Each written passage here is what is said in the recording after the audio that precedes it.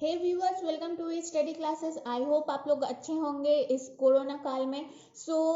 कुछ दिनों से मेरे पास कुछ कमेंट्स आ रहे थे कि दीदी कोरोना वायरस के ऊपर आप निबंध बता दीजिए कि किस प्रकार लिखना है कि अच्छे नंबर आए। तो ऐसे ही अगर आप लोगों को किसी भी टॉपिक में किसी भी चीज़ में आप लोगों को दिक्कत होता है तो कमेंट कीजिए। मुझे समझ में नहीं आता है कि आप लोगों को कौन सा कॉन्सेप्ट क्लियर नहीं हो रहा है, तो अगर आप लोग बातचीत करेंगे तभी मुझ तक बात पहुंचेगी और मैं आप लोगों को धीरे धीरे वीडियोस इसी तरह से बनाते रहूंगी। ठीक है, तो चलिए अब हम लोग बिना किसी टाइम वेस्ट किए बढ़ते हैं। ये निबंध है आप लोगों के लिए 8 मार्क्स का को अंक बहुत जरूरी है। तो चलिए सबसे पहले मैं फिर से एक बार समझाना चाहूंगी कि आप लोग जब भी किसी भी निबंध को लिखते हैं तो हमेशा सोचिए पॉइंट बना के लिखने का। जैसे कि कोरोना वायरस, तो ये एक विषय वस्तु है, तो विषय वस्तु का सबसे पहले कोशिश कीजिए कि हम परिचय दें। मतलब क्या है वो विषय, क्या है उसका परिचय देना सबसे पहले बेहद जरूरी है। तो कोशिश कीजिए परिचय को 4-5 लाइनों में लिख के खत्म कर दिया जाए। परिचय को हमेशा छोटा लिखिएगा, जरूरी नहीं है कि परिचय को बड़ा लिखा जाए, इससे प्रभाव जो है वो खराब पड़ता है। ठीक है, तो सबसे पहले मैंने यहाँ पे कोरोना वायरस का परिचय दिया है। लिखा है कोरोना वायरस एक ऐसे प्रकार का वायरस है जिसके संक्रमण से जुकाम से सांस लेने तक जैसी तकलीफ हो सकती है। ठीक है, ये पता होगा आप लोगों को, एक वायरस है कोरोना वायरस। यहाँ पे वायरस तो शब्द आ ही रहा है, तो ये एक प्रकार का वायरस है जिसके संक्रमण से जुकाम से सांस लेने तक जैसी तकलीफ हो सकती है। विश्व स्वास्थ्य संगठन यानी WHO, आप लोगों ने पढ़ा होगा WHO के बारे में, क्लास 10 में ही है आप लोगों के। तो WHO ने इसे महामारी घोषित किया है। ये एक परिचय हो गया, यानी जो काल चल रहा है हमारा, ये एक महामारी का काल चल रहा है। ठीक है, आप लोगों ने प्लेग के बारे में पढ़ा होगा, कई महामारियों के बारे में पढ़ा होगा। तो ये जो काल है ये भी कहीं ना कहीं अब इतिहास में दर्ज होने वाला है। ठीक है, तब बात करते हैं शुरुआत की। इसकी शुरुआत कहाँ से होती है? तो इस वायरस को सबसे पहले दिसंबर में चीन के वुहान शहर में देखा गया था। धीरे धीरे ये विश्व के अन्य देशों में भी फैल चुका है। इस वायरस को कोविड-19 के नाम से भी जाना जाता है, जो विश्व के 70 अलग अलग देशों में फैल चुका है। ठीक है, यहाँ पे मैंने नोट्स अच्छे से बनाए हैं। अगर आप लोग ये एग्जाम में जाकर लिखते हैं तो मैं गारंटी के साथ कह सकती हूँ आप लोगों को 6 या 7 मार्क्स तो दे ही दिया जाएगा। 8 में से आप लोगों का 7 मार्क्स तो कंफर्म है।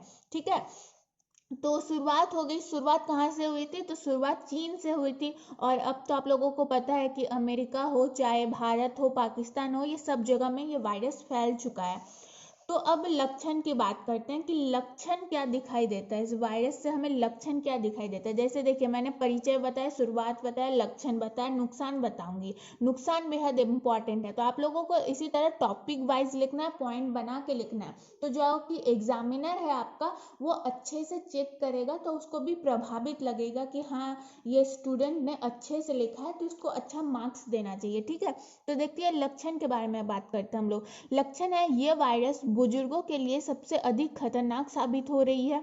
इसके लक्षण में बुखार, खांसी तथा सांस लेने में तकलीफ जैसी चीजें सम्मिलित है। आप लोगों को पता होगा ये जो सिटीजन है, ओल्डर सिटीजन है, उन लोगों को ज़्यादा प्रभावित करता है ये वायरस। ठीक है, तो यहाँ पे कोरोना वायरस के दौरान लोगों को बुखार हो सकता है, खांसी हो सकती है और सांस लेने में तकलीफ हो सकती है। तो ये चीज़ें सम्मिलित है इसके लक्षण में। ठीक है, जिन लोगों को मधुमेह, यानी मधुमेह मतलब क्या होता है? शुगर, मधुमेह या हार्ट की बीमारी हो, उसे यह और भी ज़्यादा प्रभावित कर रही है। जिसको पहले से क्या हो, उसके विटामिन में कमी हो या फिर शुगर हो या हार्ट की प्रॉब्लम हो, तो उसे ये बीमारी और भी जल्दी संक्रमित करती है। ठीक है, अब चलिए नुकसान के बारे में बात करते हैं। नुकसान जो है ये बेहद इंपॉर्टेंट है, इसको मैंने अच्छे से एक्सप्लेन भी किया है, तो ये पॉइंट आप लोग अच्छे से क्लियर कीजिए। आप लोगों को टेलीग्राम ग्रुप में इसका लिंक मिल जाएगा, या फिर आप लोग स्क्रीनशॉट लेते चलिए जैसा आप लोगों को ठीक लगे, या फिर वीडियो पॉज करते करते आप लोग नोट बनाते जाइए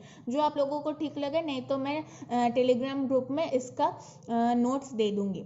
इस वायरस के कारण आज दुनिया भर में लाखों लोगों की मौत हो चुकी है। ठीक है, इस वायरस के कारण आज दुनिया भर में लाखों लोगों की मौत हो चुकी है। ये नुकसान है हमारा, तथा कई लोग इसकी चपेट में आकर अपना स्वास्थ्य संतुलन बिगाड़ चुके हैं।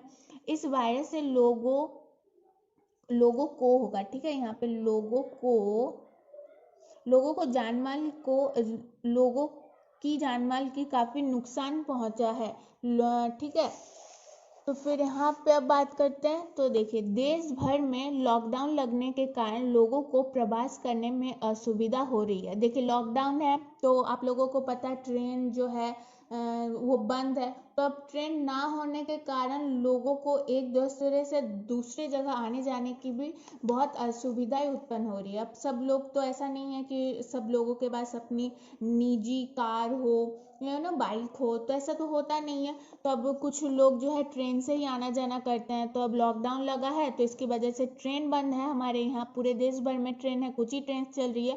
तो काफ़ी लोगों को, निम्न स्तरीय लोगों को काफ़ी नुकसान पहुंच रहा है इसके कारण। ठीक है, तो अब बात करते हैं, इससे व्यापार वाणिज्य भी ठप पड़ गया है। देश भर में लॉकडाउन लगने के कारण लोगों को प्रवास करने में असुविधा हो रही है। इससे व्यापार वाणिज्य भी ठप पड़ गया है। मजदूरों की दैनिक आय खत्म हो गई है। लोगों के पास आय का स्रोत खत्म हो गई है। ठीक है, जो मजदूर हैं, जो डेली पैसा कमाते हैं, 300-400 रुपया प्रतिदिन का कमाते हैं और वो बस दिन के आखिरी दिन में उसी पैसे से अपना घर परिवार चलाते हैं। अब लॉकडाउन के कारण तो सभी फैक्ट्रियां बंद है, सभी मजदूरी वाले जो काम है वो सभी बंद है। तो बंद होने के कारण सबसे अधिक प्रभाव मजदूर, जो निम्न स्तरीय के लोग हैं, जो डेली कमा के खाते हैं, जिनकी आय दैनिक आय होती है, यानी डेली कमा के खाते हैं, उन लोगों पर ये काफी प्रभावित हुआ है।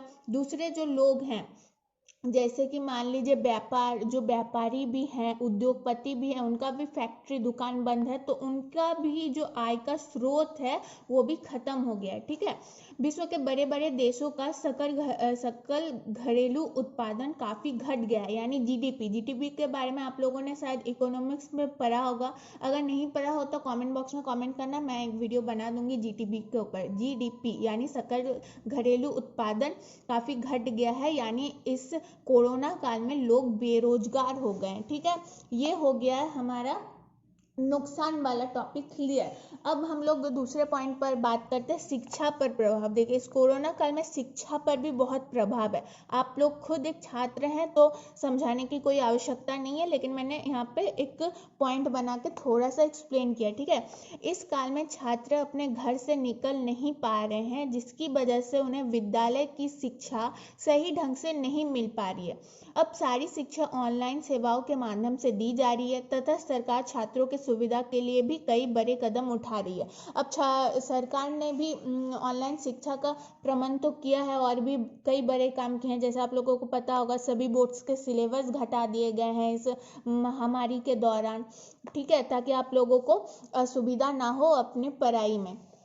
हो गया, शिक्षा पर प्रभाव किस प्रकार से पड़ा ये हमने समझ लिया। अब बात करते हैं रोकने के ऊपर, रोकने का उपाय क्या है इस वायरस को। तो सरकार ने इससे बचने के लिए कई कदम उठाए हैं तथा सबसे महत्वपूर्ण, सरकार ने पूरे देश पर गृहबंदी लगा दी। गृहबंदी यानी लॉकडाउन की ही बात कर रही हूँ मैं, तो उसको गृहबंदी भी कह सकते हैं हम लोग हिंदी में। हिंदी का शब्द है गृहबंदी। ठीक है, तो सबसे महत्वपूर्ण, सरकार ने पूरे देश पर गृहबंदी लगा दी, जिससे कि यह वायरस संक्रमण होने से रुके। ठीक है, गृहबंदी, जैसे आप लोगों ने नोटबंदी भी देखा होगा, कुछ सालों पहले नोटबंदी किया था सरकार ने, एक बड़ा कदम उठाया था भ्रष्टाचार को खत्म करने के लिए। उसी प्रकार कोरोना वायरस को खत्म करने के लिए सरकार ने एक कदम फिर से उठाया था, गृहबंदी। ठीक है, हो गया।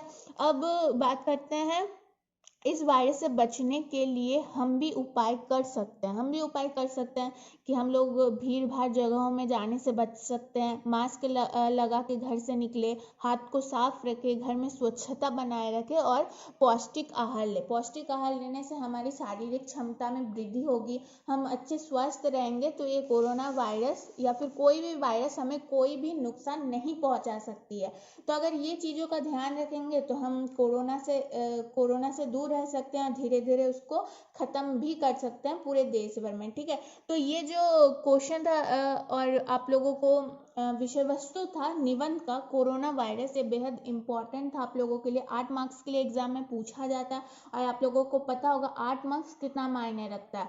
लगभग 1%, 1 से ज़्यादा परसेंट का, लगभग 1.5% का एरफेर हो जाएगा अगर आप लोगों को 8 मार्क्स नहीं आता है तो कोशिश कीजिए ये नोट लिख लेने की। टेलीग्राम ग्रुप में आप लोगों को लिंक मिल जाएगा, या फिर मैं वहाँ पे नोट्स अवेलेबल करवा दूंगी, तो आप लोग वहाँ पे जाके कर सकते हैं उसको डाउनलोड। और अगर वीडियो अच्छी लगी तो लाइक करना ना भूले, चैनल को सब्सक्राइब कीजिए। कोई भी दिक्कत हो तो कमेंट बॉक्स में कमेंट कीजिए, मैं उसके ऊपर वीडियो बना दूंगी। ठीक है, तो आज के लिए बस इतना ही। अच्छे रहिए, स्वस्थ रहिए और पढ़ते रहिए।